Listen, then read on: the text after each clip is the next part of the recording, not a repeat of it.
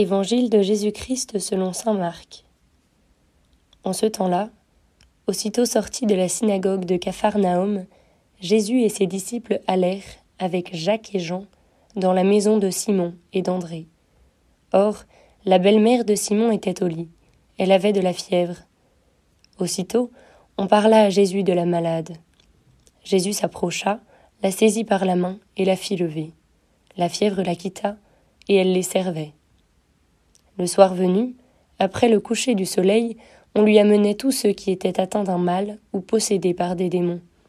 La ville entière se pressait à la porte. Il guérit beaucoup de gens atteints de toutes sortes de maladies, et il expulsa beaucoup de démons. Il empêchait les démons de parler parce qu'ils savaient, eux, qui il était. Le lendemain, Jésus se leva bien avant l'aube. Il sortit et se rendit dans un endroit désert, et là, il priait. Simon et ceux qui étaient avec lui partirent à sa recherche. Ils le trouvent et lui disent « Tout le monde te cherche. » Jésus leur dit « Allons ailleurs dans les villages voisins, afin que là aussi je proclame l'Évangile, car c'est pour cela que je suis sorti. » Et il parcourut toute la Galilée, proclamant l'Évangile dans leur synagogue et expulsant les démons.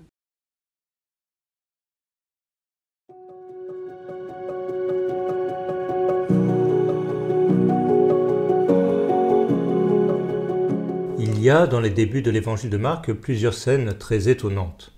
Après le récit impressionnant de l'exorcisme de la synagogue de Capharnaüm hier, nous voyons Jésus s'enfuir discrètement pour échapper aux sollicitations intempestives des foules, voire même de ses disciples.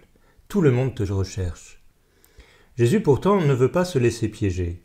Les guérisons qu'il opère pourraient se retourner contre lui si les foules ne venaient à chercher en lui qu'un exorciste ou un thaumaturge. Jésus est plus que cela.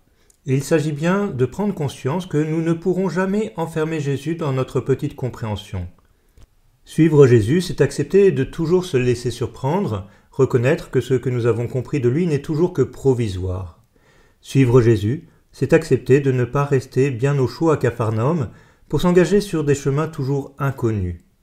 Laissons-nous entraîner aujourd'hui dans cette aventure à sa suite, plutôt que de chercher à retenir Jésus.